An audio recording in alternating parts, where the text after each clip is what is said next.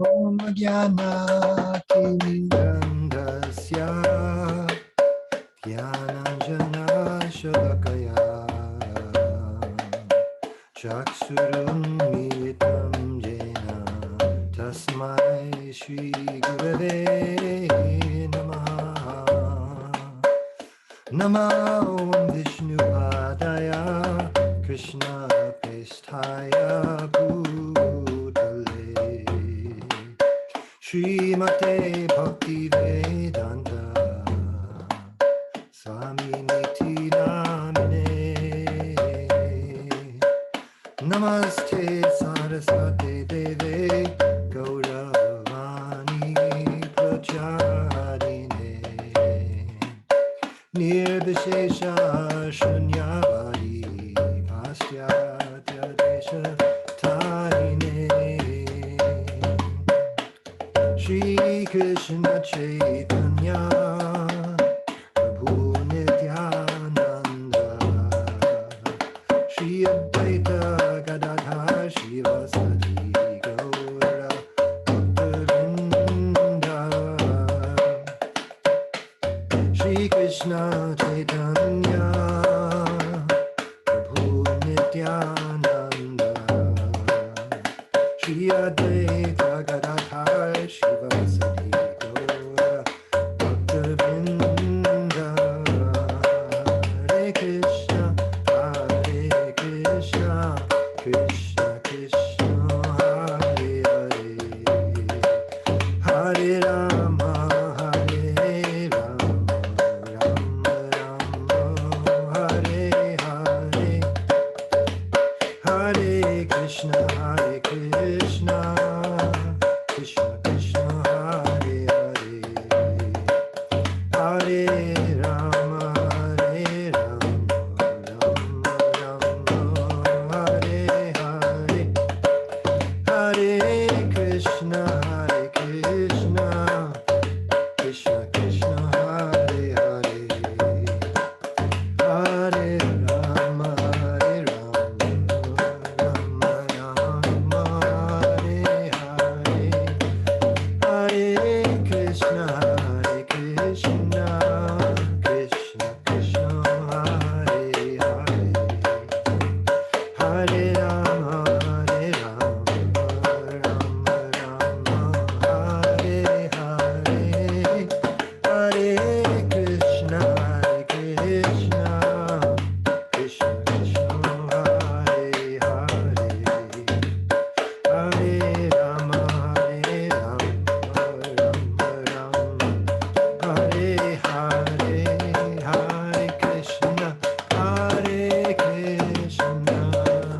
Krishna Krishna Hare Hare Hare Rama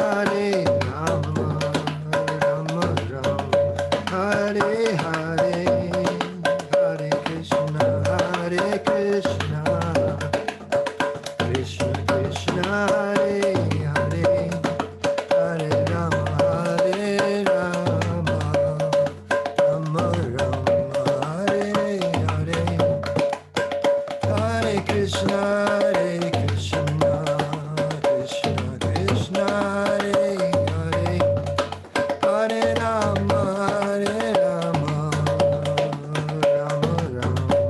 Hare Hare Hare Krishna Krishna Hare Hare Hare Rama Rama Hare Hare Hare Krishna Krishna Hare Hare Hare Rama Rama Hare Hare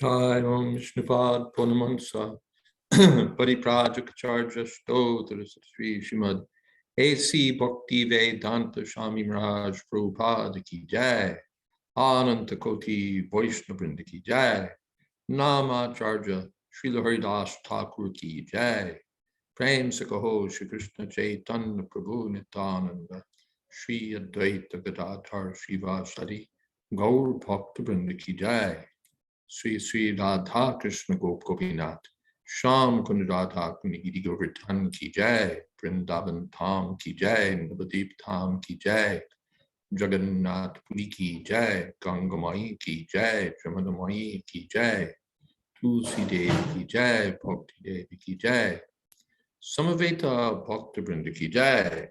All glories to the assembled devotees. All glories to the assembled devotees. All glories to the assembled devotees. Gaur Premanande.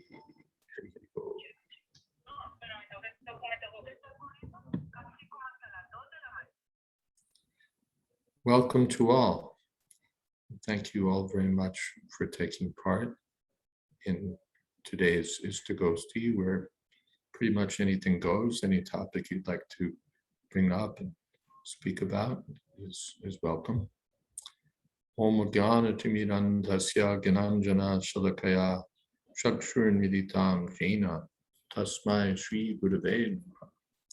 Shri Chaitanya Manobhistam Stapitam Jena Bhutale Swayam Rupa Kada Mahyam Dadati Shapatantikam Vandehang Shri Guru Shri Jatapadakamalam Shri Gurun Vaishnavanscha Shri Rupam Sagrashatam Sahagana Raganatan Vitam Stam Sadivam Sadvaitam Savatutam Parijana Setam Krishna Chaitanya Devam Sri Radha Krishna Padan Sahagana Lalita Sri Vishakhan Vitamstra. Hey Krishna Guruna Sindho Dina Bandho Jagapate Gopesha Gopika Kanta Radha Kanta Namostute Tapta Kamshana Gaurangi Radhe Vrindavaneshwari Vrishabhanu Sute Devi Pranamami Ori Priye Pancha Kolpatarupyascha Krapa Sindho Pyevacha Tita Nam Pavanebhyo Vaishnavebhyo Namo Namaha Shri Krishna Chaitanya Prabhu Nityananda Shri Advaita Gadadhar Srivasadi Gaur Bhaktivinoda Hare Krishna Krishna Krishna Hare Hare Hare Rama Rama Rama Hare. Welcome again. And Lakshmi Moni Mataji, did you have a question or a comment or a topic? I saw your hand there for before. You're muted. Last week you mentioned that you wanted to continue with the topic Continue. Api chet suracharo bhajate mam ananyapak sadhureva samantapya samyag vyavasito hisa. Well, we had quite a bit of momentum around that topic last meeting, and yes, we can continue if you'd like to do that, or we can switch tracks. I'm just the servant here. I just work here. Me too.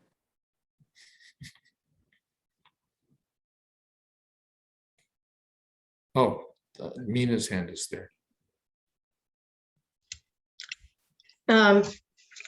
Maybe something about some discussion on how to understand, abandon all varieties of religion and just surrender to me. When Krishna says, I appear to establish religious principles. So how does that? I was in discussion with some devotees and they had a lot of confusion about that. And I didn't know how to sort through it. Mm-hmm. Would someone like to speak to that?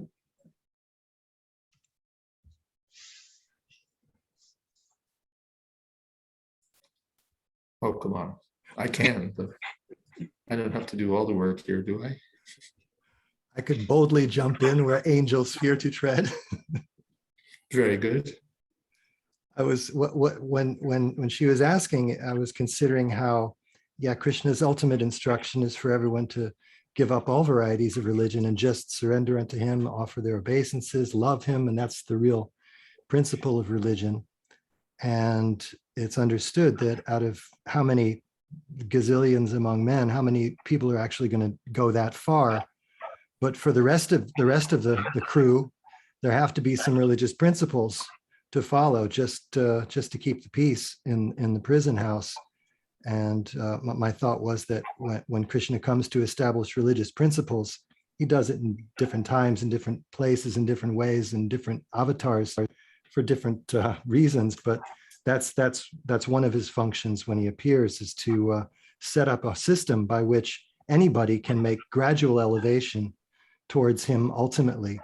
But then he also gives the opportunity for those who are at that level to just surrender unto him directly. Tulsi Priya has a follow-up comment. Thank you, Kendra. Yes, thank you, Kendra. By the way, Hare Krishna Maharaj, please accept my obeisances. My comment is literally a follow-up, because I'm thinking how, we look at religion typically as something that will save us. Let me put my camera on.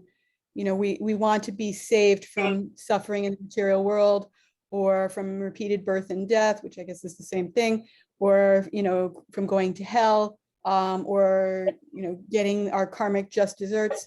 But, and so we take to religion, and if only to get peace of mind, because, just life in the present is very stressful.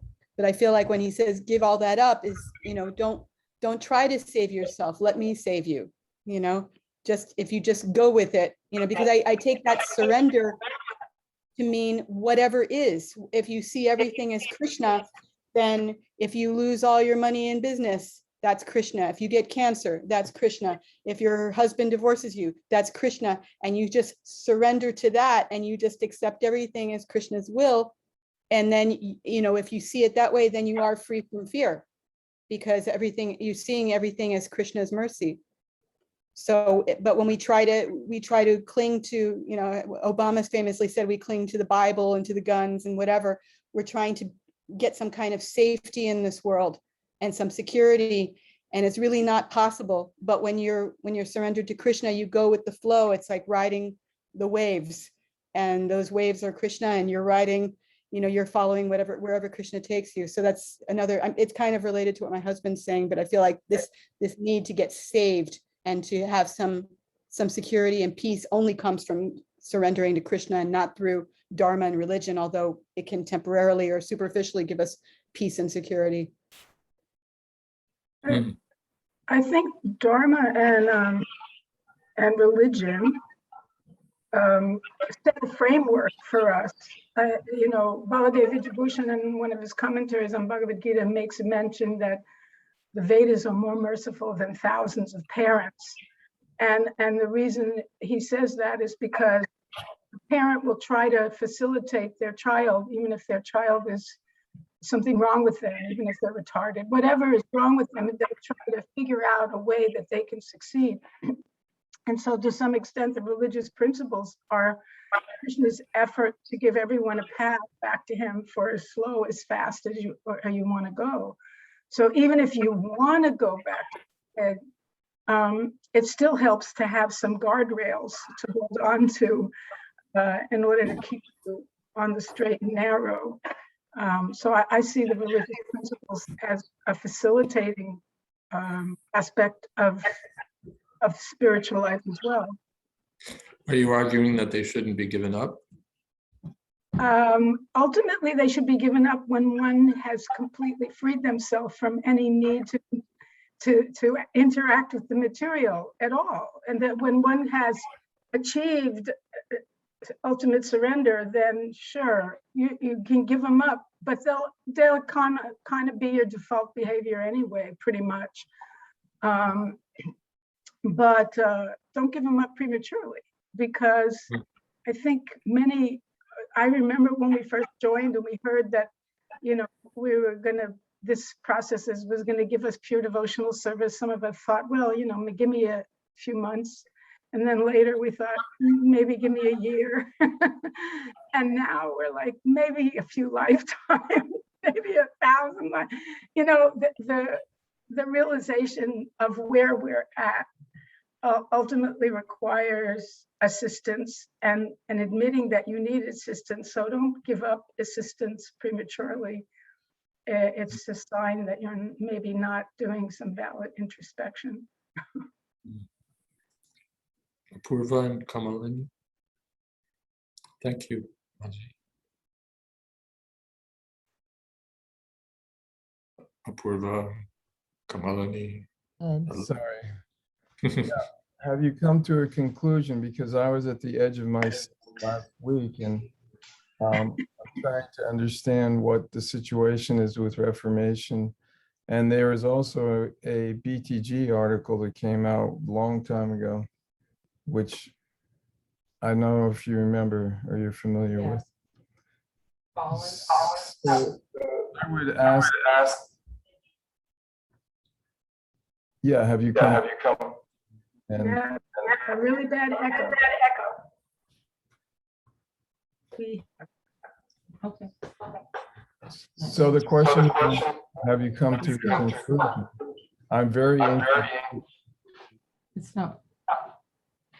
Last time Maharaj muted himself, and that cut the echo, but It then he might be couldn't that he unmute has, himself. and it might be that he has amplified speakers, and the speakers are feeding back into his microphone.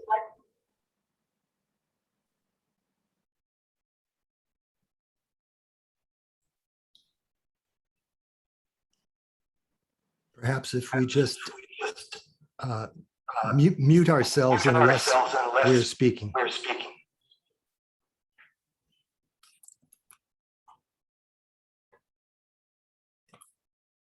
That would include Maharaj, correct? Oh, can you hear me? Now, can you hear me? Yeah. Perfect. Okay.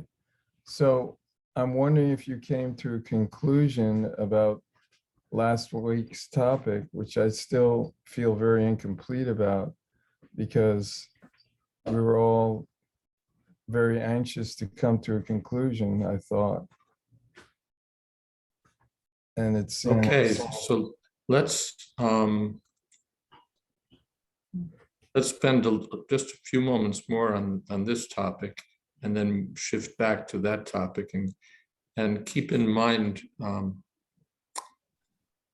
Apurva Prabhu, if you will, where you'd like us to start on that.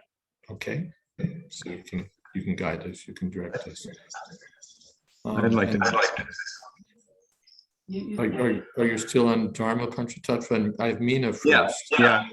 So I have Meena first, and then you're in.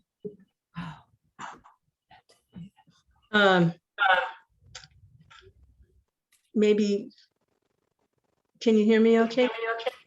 Is it echoing? Yes. There you go. Maybe some of the confusion of trying to balance that out is, on the one hand, abandon all varieties of religion, but on the other hand, establishing religious principles. Maybe they're not exactly the same.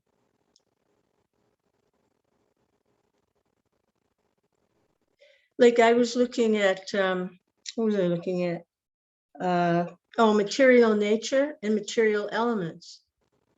And when three modes of material nature in the Gita, and it says the material nature is composed of the three modes of material nature. And I was like, well, wait a minute. I thought it was earth, air, water, fire.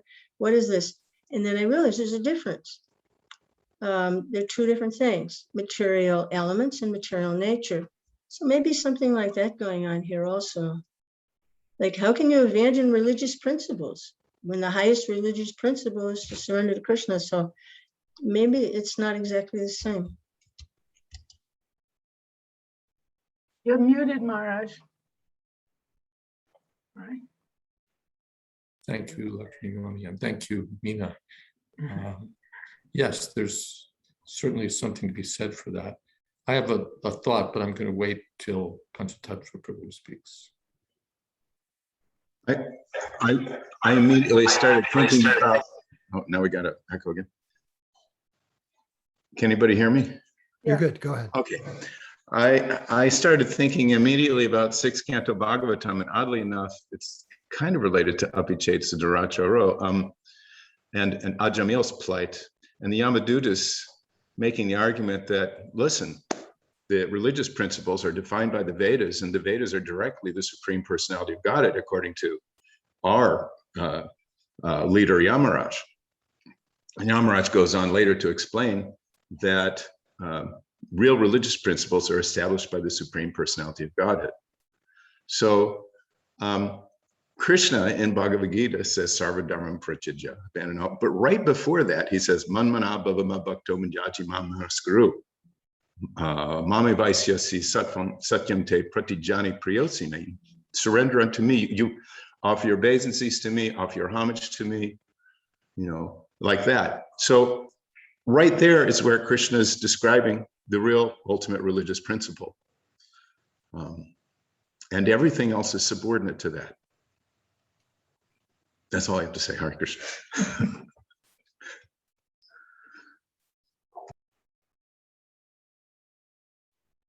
I think the comments seem to be all gravitating around this point that there's an ultimate religious principle that we're never meant to give up, and that's the principle of devotional service to Krishna, ultimately of love for Krishna. Prema Bhakti should never be given up, but everything below that we should be willing to give up, especially Dharma, Artha, Kama, Moksha. This is Kaitava Dharma. It's kicked out of Bhagavad Dharma. So below Bhagavad Dharma, everything should be dispensable. We should be ready to give them up for the higher principle of service to Krishna. And yet, as Lakshmi Moni said, it's not that we say, okay, I give up all these, you know, I might as well be irreligious or haphazardly religious because now I'm a devotee of Krishna and everything's for Krishna. These religious principles are there, but ultimately we're ready to sacrifice them all for the interests of the personality of Godhead. I think we all agree about that. We're sort of exploring it. Athena has her hand. Athena has a hand. Yes, Athena. Hare Krishna. Hare Krishna. Oh, echo. I think Miraj covered a main point that I wanted to share in saying that all other dharmas other than under Bhagavad Dharma, it can be given up. Just like when I had heard here in this verse, Dharma could be Varnashram Dharma. Give up your duties to family, give up your, and you see this with the Goswamis, leaving their homes, leaving their families, even sannyasis, or even Chaitanya Mahaprabhu leaving his mother. That's one sense a dharma one has and duty. But I also heard when one comes to the most like highest and elevated platform, religious principles or laws and institutions in one sense, quote unquote, don't apply. I don't remember the name, but one devotee was giving an example of this. I think it was some Babaji and is very tied to his deities, and he had the Vatsalya rasa. And so when he was offering food, he told the deities, don't eat it yet, don't eat this bhoga yet, it's not ready. And he left and came back and it was already eaten. So in order to, in one sense, chastise or, put the deities in kind of time out, he put them in another room and closed the door. I mean, in one sense, to us, we think that's like the most, like, how could anyone put the deities and put them in time out? Oh my gosh, like that is against all like religious principles. We're doing all these archanam and all these things to like even approach the deities. And here this Babaji puts them in time out. That's against all religious principles. And then you see the gopis running off in the forest away from their families and kids and husbands in the middle of the night for another man or call her boy. That's against a religious principle. And then also, the prostitutes of Dwarka, they're not following one of the religious principles, but they're pure devotees. So in one sense, my understanding is some in the highest level of bhakti and devotion, in one sense, they're so, you can, as Maharaj said, release any dharma under Bhagavad Dharma, because that is reign supreme. But even on the highest platform, many of these religious principles and these institutional laws and regulations don't really apply, because they're just operating in a different platform, and they're in a different realm in one sense. Thank you. All good. Thank you very much. Shall we move on to Apurva Prabhu and our topics of the previous session? Apurva, your time has come, Prabhu. Just to start us off. So he said he'll just wait till another time. Oh,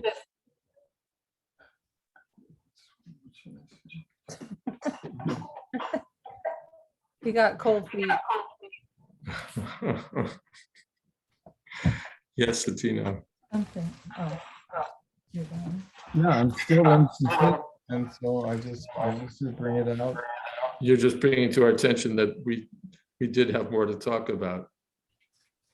Tulsi Priya said she had more questions on In this. conclusion, but I'm only one person, so I don't think I have priority over the group.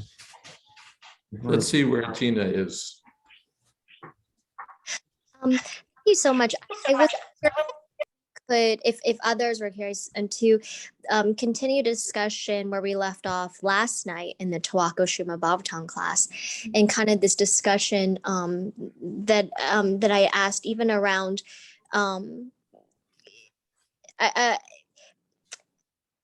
if you could, in one sense, continue commenting about outside of. From an outside point of view, this is a relatively new institution, and like the chanting 16 rounds, these principles were given specifically by Srila Prabhupada. But if you were to go to India, it just seems so variegated, it's so mixed, and I don't know if amorphous is the right word. There's just no standard. People don't know how to pray. They don't know. They don't have the knowledge, and in one sense, we started saying, Maharaj, you said yesterday that, say, the Muslims and others make a very good case that that they're not taught properly, and in one sense, I'm just curious if Srila Prabhupada didn't set these standards, how did people honor Krishna in a very practical way without being a Brahmana? Knowing how to do the worship, the deity worship, without knowing how to do the yagyas. How do they know how to worship Krishna? How do they know how to go back to Godhead when no one's reading the philosophy? And in one sense, it's just the knowledge is so spread out and it almost seems lost. Hindus don't even know why they don't eat meat. They don't even know why they celebrate. Everything's just in one sense lost.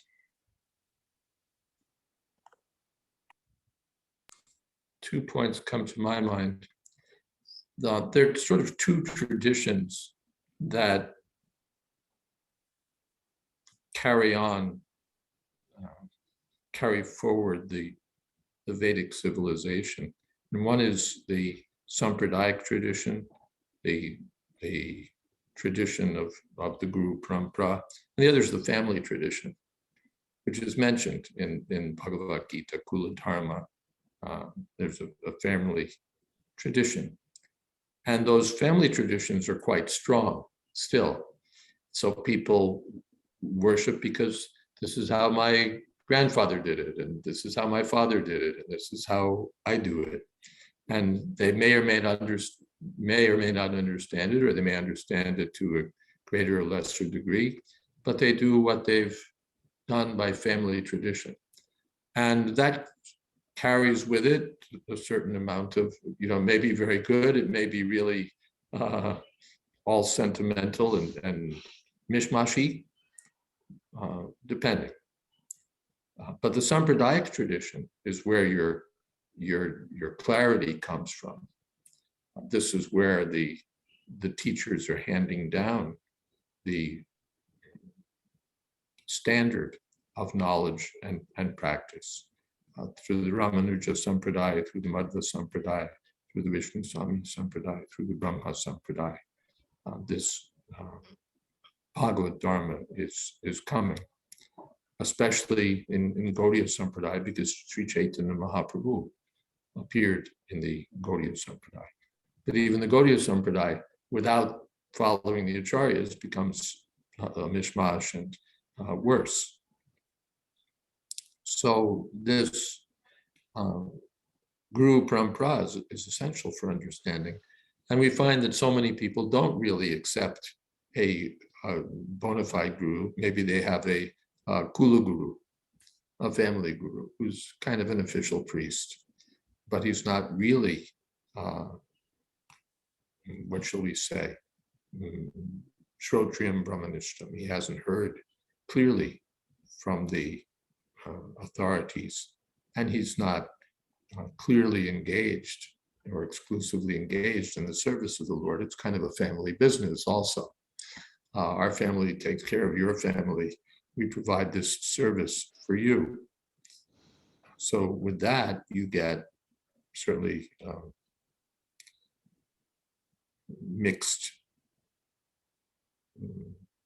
inheritance. But through the Sampradayas, we get understanding. Before Srila Prabhupada came, Gaudiya Sampradaya was there. Prabhupada didn't start it.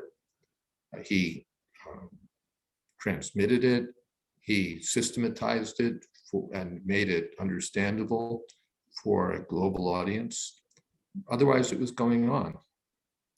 And before that, it was coming down in the parampara system. So, but the problem comes when people don't, even their family tradition is weak, they don't have a bona fide guru, or the guru is just a kind of a window dressing, kind of a decoration. Then you get a mess. And you have that typically also in other religious communities, we can say, where they're Christian or they're Jewish because their parents were Christian or Jewish, but they don't really know what it means. They don't know why they do what they do. It's just cultural or traditional. And then you have those who are serious teachers and serious followers. I don't want to put everything on the same level, but or we have sort of a general scientific knowledge. We all know something, but the person who takes instruction at the university and under a scientific systematic school gets to understand what's what. So if we don't do that, then we just get our sort of general impression that some of them right, some of them wrong. Does that seem, how does that seem to the others?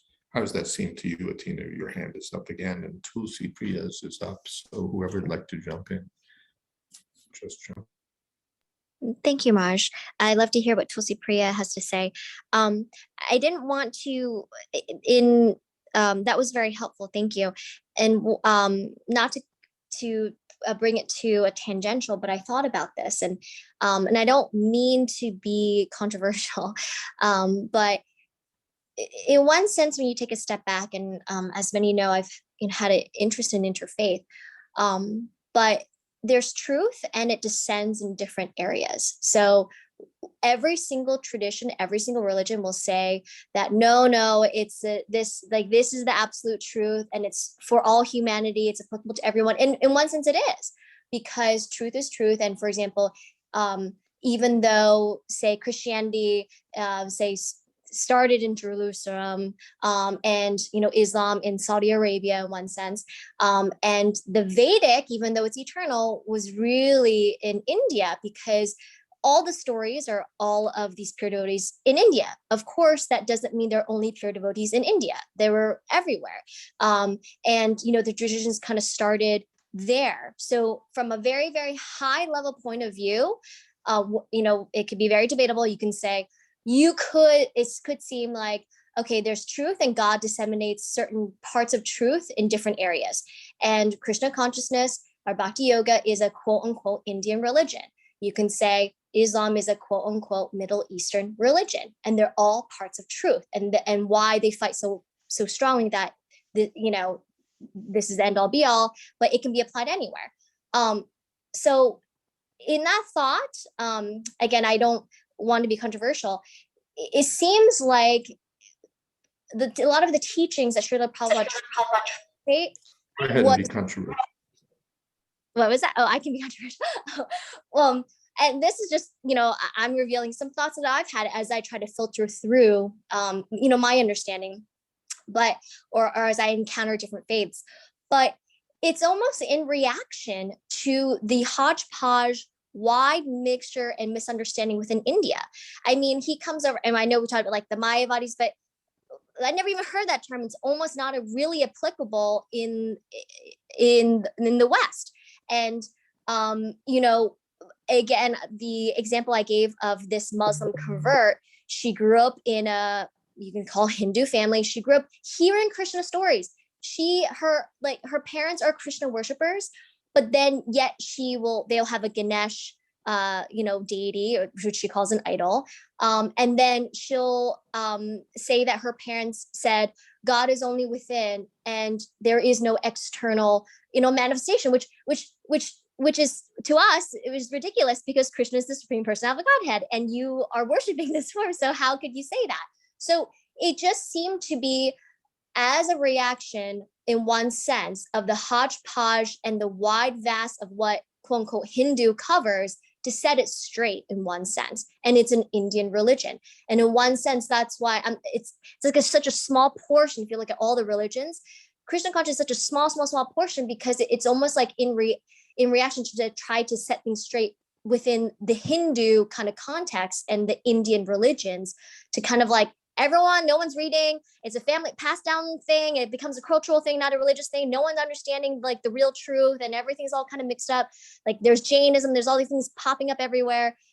So here it is. But it seems like, if you can comment again, I don't want to call it, it's less applicable to like, especially in the West, how people live and some of the concepts, and maybe Srila Prabhupada was trying to expand it so that it has some sort of culture and varnashram and such. But it really seems like a quote unquote Indian religion in response to the lack of knowledge and I don't say structure within India and what quote unquote Hinduism is. Thank you. Therefore, Prabhupada speaks of Bhagavad Dharma. By Bhagavad Dharma, he means what we find in Srimad Bhagavatam. What do we find there? Savaipum Samparo Dharma.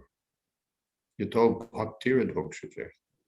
That principle by which you develop your bhakti, your devotional service to the personality of Godhead,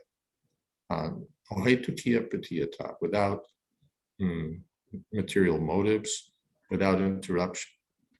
That's the actual the highest religious principle, not Hindu religion, Christian religion, Muslim religion, Jewish religion. But there was an article, because we were talking about articles once published in BTG. There was an article way back called The Religion That No One Can Join.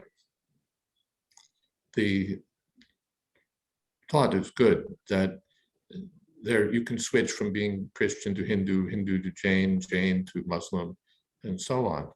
But being a servant of the Supreme Personality of Godhead, you can't join and you can't quit. Everyone is. So how do we revive that understanding? If you have a means that works, great. Whatever you did, it must be good because there you are. And if you don't have a means, then take this. Or if you do have a means, Prabhupada accepted that also. You belong to whatever religion. But you take these, whatever you find that's valuable, you take these principles of spiritual advancement. You take the chanting of the holy name of God. You take the control of the mind, control of the senses. You take these things. Prabhupada said knowledge is not Christian knowledge, Hindu knowledge. It's knowledge. Gold is gold, not Christian or Hindu. So from that point of view, we don't care. It's not that we think, sometimes I see this, that, sort of a Hindu tendency in ISKCON that, if we're pushing Hinduism, if we're protecting Hinduism, then it's really great. But that's not really our principle. We're not pro-Hindu or anti-Hindu. Your Hinduism minus devotional service to the personality of Godhead is shrameva hi kevalam. It's simply a waste of time. That's the thing. So yes, it's true that when we're simply dedicated to, what shall we say, externals, then it can be very tribal, or however you want to say, sectarian. Therefore, one has to see. The great sages, they see from the platform not of Hinduism or Christianity or this, they see from the platform of love of God. They see from the platform of dedicating your whole life to God. One time, Jadharani Satsrit Maharaj told me that someone asked Srila Prabhupada, is there anyone like Joan of Arc in Srimad Bhagavatam? Tulsi Priya just put that on the chat. Oh, thank you. Look at that. You want to see Joan of Arc in Srimad Bhagavatam? Why don't you take Joan of Arc of Srimad Bhagavatam? Any activities of devotees, that is Srimad Bhagavatam. What do you mean by Bhagavatam? Bhagavatam. Bhaga, this word comes from Bhagavan, Bhagavata, Bhagavat Shabda. The word is Bhagavata. And pertaining to Bhagavata is Bhagavata. So Bhagavata can be expanded to any unlimited. So anything in relationship with God, that is Bhagavatam. So if Joan of Arc, she was in relationship with God, she is also Bhagavata.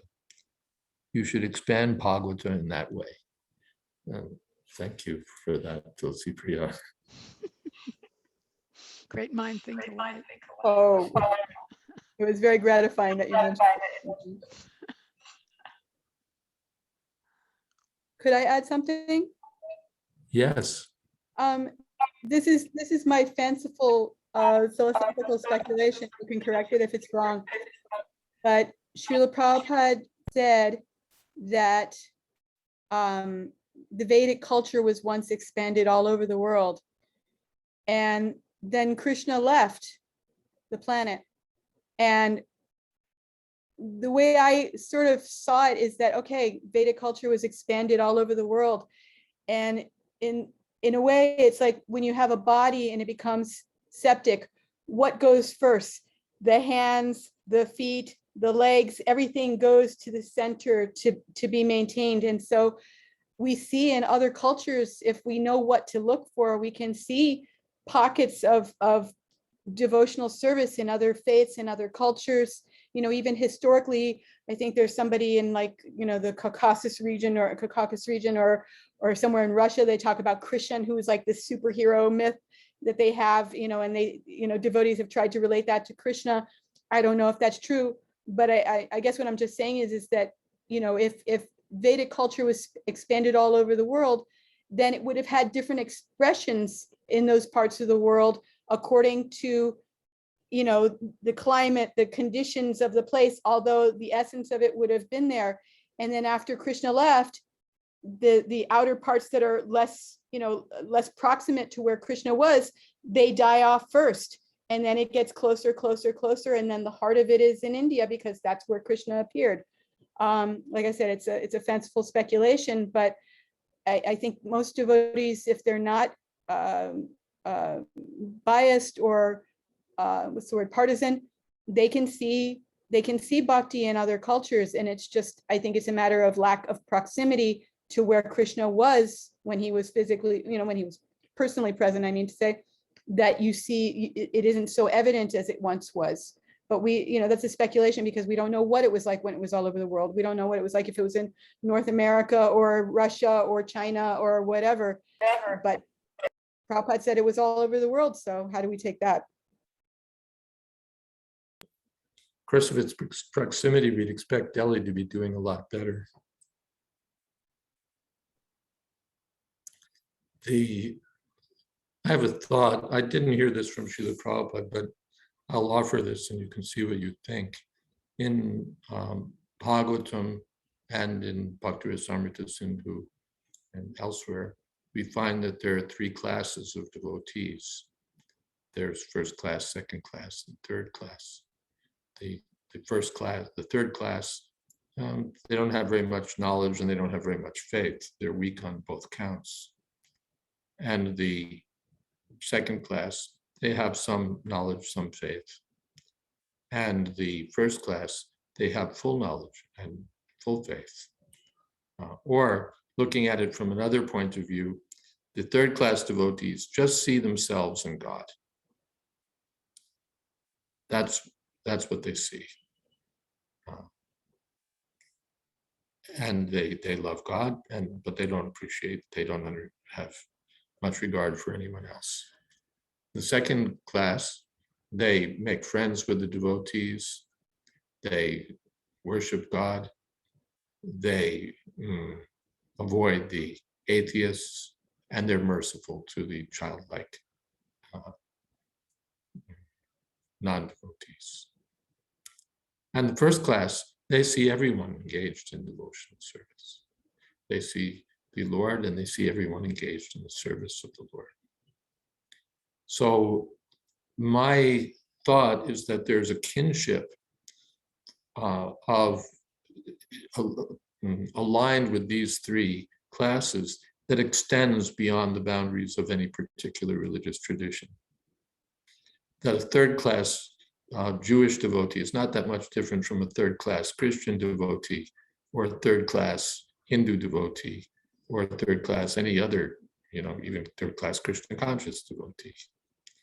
A second class devotee will be of a similar nature across traditions, and the first class devotees will be similar.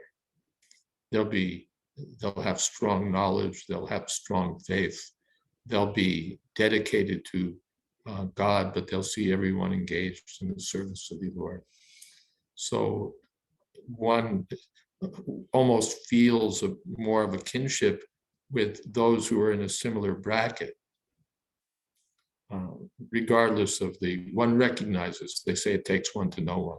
So a second class devotee will feel an affinity for other second class devotees across traditions. The third class devotees, of course, don't feel affinity, but anyone else will see that they're all kind of the same. It's just me and God. It's just me and God. And then God is in my temple, but God is not anywhere else.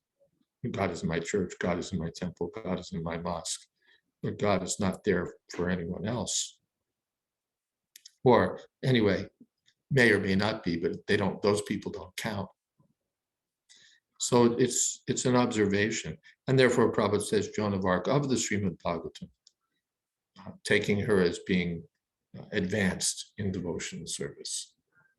So it doesn't matter what religious tradition she's coming from. If she's advanced, she's advanced. So that's a thought. I don't know.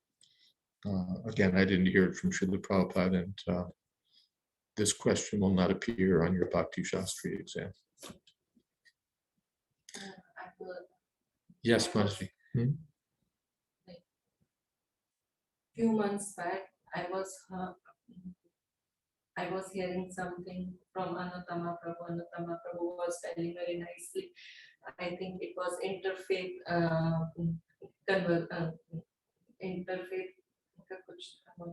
Yeah, some interfaith dialogue. Yeah, dialogue. So Prabhuji was telling, like Prabhupada said, yeah, like initially, whatever you are doing, just add one more thing. Add Krishna in your add Krishna like read books about Krishna, so like that. Because I heard, I don't know, I am not able to explain. Yeah, the Srila Prabhupada said whatever Yeah. what people of other religions or what have you, you just add Krishna and read these books, take advantage. Yeah. It's an interesting discussion what we really think about interfaith dialogue, even what our dialogue partners think about interfaith dialogue. To what extent do we genuinely think they're onto something or in need of something that only we have? It's a big topic for the interfaith community. Well, we have Meena, we have Atina.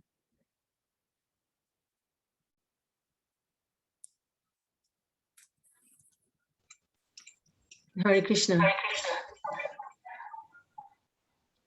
And we have Tulsi Priya. Yes, Um, Meena. Concerning the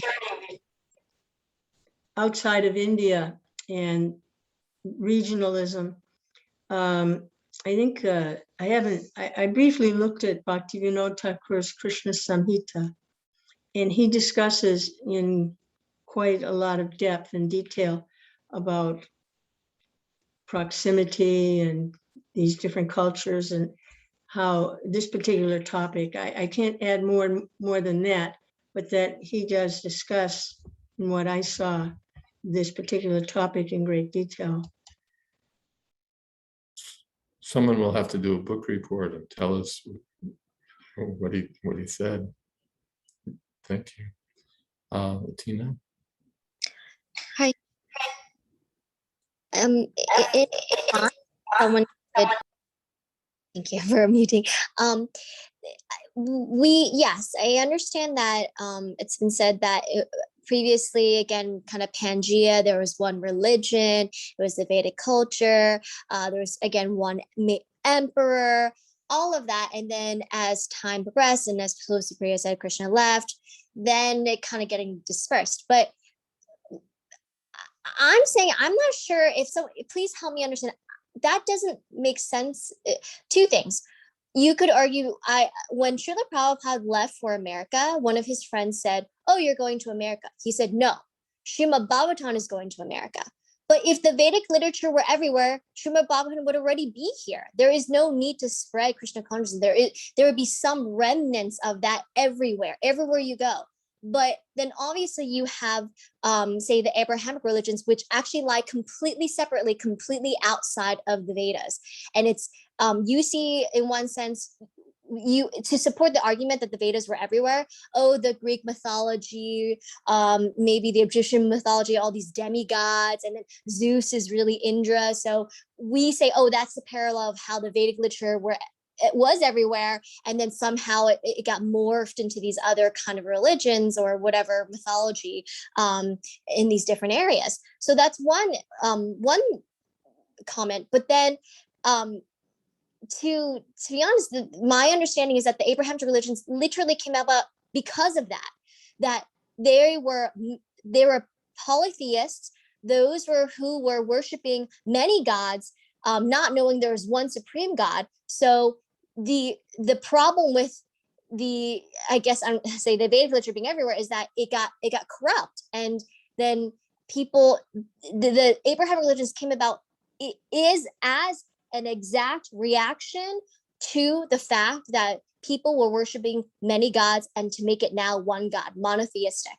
And so I know there's two sides of the coin there where I'm going, I'm not really sure, like, how is that possible? Because if that were the case, then some remnants of the Vedic history would be everywhere, and it's not in the US. It wasn't. And that's why Srila Prabhupada had to bring Srimad Bhagavatam to America. If we're already here, then Srimad Bhagavatam would already be here. But then you also, again, do see it maybe in Europe where it's closer to India, where it might have spread, like that Pangea kind of idea. And then because it got so corrupt, Abrahamic religion had to be established to bring it back to monotheistic, this view of one God. If you can maybe with comments, thank you. Well, really interesting ideas, but I wanted to see what Lakshmi Mani Mataji had to say, because her hand went up in the midst of your comments. Did you want to respond to something about that? It wasn't exactly in regards to what she was saying, but I was just referring to Bhagavad Gita 17th, 18th chapter, where, you know, the divisions of faith are given. That's what it's called, the title of the chapter, but it talks about many different things. But it talks about things in general that could apply to any religious tradition, any spiritual tradition. It doesn't just talk about Krishna consciousness exactly. It talks about, you know, how one behaves, what motivates one's behavior, what kind of austerities one does and why one does them, what kind of food one eats and why one eats them, and what kind of charity one gives and why a person gives such a charity, how people see other people, whether they're inclusive or exclusive. And those things determine, to some extent, where people fall on a scale of, you know, religiosity, so to speak, ranging from the mode of goodness down into the mode of passion and ultimately into ignorance and below. And when one is closer to the mode of goodness, it's to be understood that coming in contact with Krishna is easier. So, or coming in contact with God is easier. I never thought Prabhupada wanted me to be Indian. That never occurred to me, ever. I think you're speaking to that same point that Prabhupada made, that knowledge is knowledge, and that these, when you take, say, the modes of nature, that understanding of the modes of nature, and you look around, it doesn't really matter whether someone's in India or Fiji or Australia or Alaska. You see the same characteristics. Those where you'll find people in goodness, you'll find people in passion, you'll find people in ignorance, and anyone can take advantage of this understanding. You don't have to be Vedic or Indian or so on. Knowledge is knowledge. Yeah. It was just in relation to what Athena said. There, I don't know why I'm getting this. I don't know why there's a. Okay. Go ahead. It seems like, yeah, there's signs of Vedic culture in a lot of places. If you go to Mexico, you'll see deities of Varaha. If you go to Cambodia, you'll see Angkor Wat, where there's, you know, huge Vishnus and stairs with the demigods and the demons churning the ocean of milk. But that doesn't mean they were following Krishna consciousness. They may have known about certain aspects of Vedic culture or the Bhagavatam or the Vedas, but they didn't necessarily take up the process of Krishna consciousness. So they're not necessarily the same. I find it intriguing more than anything else, these different cultures that develop all over the world with, what would you say, somewhat congruent or corresponding ideas. Sadhaputta Prabhu went into this about the cosmology found in different parts of the world, where they'll all have an ocean, they'll all have a mountain, they'll all have a serpent, and so on. They'll all have an ark. They'll all have an ark, yeah. So, you know, are they sharing in an ancient tradition of understanding? Are they independently developing these ideas? This is all intriguing. I doubt that we'll, by any sort of empiric process, get to the bottom of how this all came about, sort out the history of the world. But certainly one finds it at least suggestive of some sort of a global relationship. And the alternative being that, well, all these similar ideas popped up in different parts of the world independently. In one sense, we don't ultimately care. We're going to worship Krishna whether he's, the gopis, they don't care if he's God or not. So we're going to worship Krishna regardless of whether he's an Indian god or a Hindu god or whatever. We're interested in Krishna. We're not interested in Hinduism or India per se. But we find the qualifications of the Supreme Personality of Godhead in Krishna. So we're going to serve him. So that's one thought. And I mean, since we have 2 minutes left, Yasmina's already put it, well, I thought she hasn't unmuted herself. She just put her hand down. Okay, that leaves Tulsi Priya, the remaining hand. Oh, I don't, my really wacky, and it's sort of related to what you were saying about like personalities recognizing each other in terms of their devotional level, but I'll leave it for the next meeting and the next Istagosthi, since there's not much time, and it's kind of tangential. All right, then sort of to wrap it up, it seems like we have an agreement among ourselves, and we probably agree with others from other communities that our ultimate business in life is to develop our love for the personality of Godhead. The Mayavadis, of course, have a very different point of view. And it's interesting that there are Christian Mayavadis, Muslim Mayavadis, Jewish Mayavadis. There are those in all sorts of traditions who come to an impersonal conclusion of the absolute truth. But there's certainly a kinship. First of all, we can say there's a kinship among those who are inclined to follow religious principles. Chaitanya Mahaprabhu, you read Chaitanya Charitamrita, he says that so many species of life, few are human beings.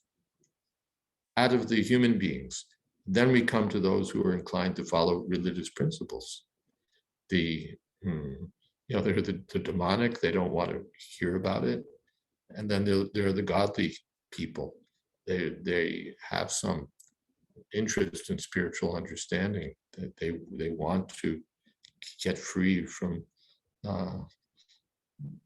material entanglement and develop a divine understanding. Then out of those, again, it comes smaller. We come to those who are devotees of the personality of Godhead, then those who are devotees of Krishna. Finally, those who are devotees of Radha Krishna. But there's, along that hierarchy, there's a lot of shared territory, a lot of room for shared territory and shared understanding.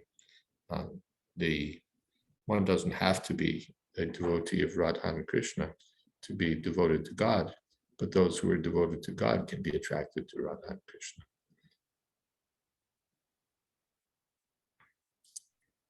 And shall we stop here? Are there any last thoughts? Yes, Lakshmi Moniji. You have to unmute yourself or we won't get the benefit of those last thoughts.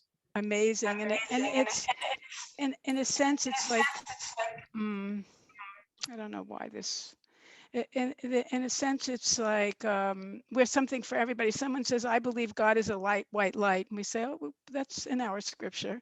And then, well, I believe God is in the heart of everybody. Well, that's in our scripture also. And I believe that there's a supreme person. Yeah, we believe that too. And I believe there's many different, God pantheistic. Yeah, that's in our scripture also. So, wherever you bite it, you can get some sweetness there. But the ultimate fruit, the highest fruit is, what it is. And not everybody is there, but everybody can get there eventually. Anyway, just thinking about that our Shastra kind of says yes to everybody on some level. Thank you very much. Hare Krishna, Krishna Krishna, Hare Hare. Hare Rama, Rama Rama, Hare Hare. Well, thank you all again. All glories to Shri Prabhupada. Jai. Jai Maharaj. Hare Krishna. Thank you so much. Hi, Maharaj. Hare Rama, Gaur Premanande.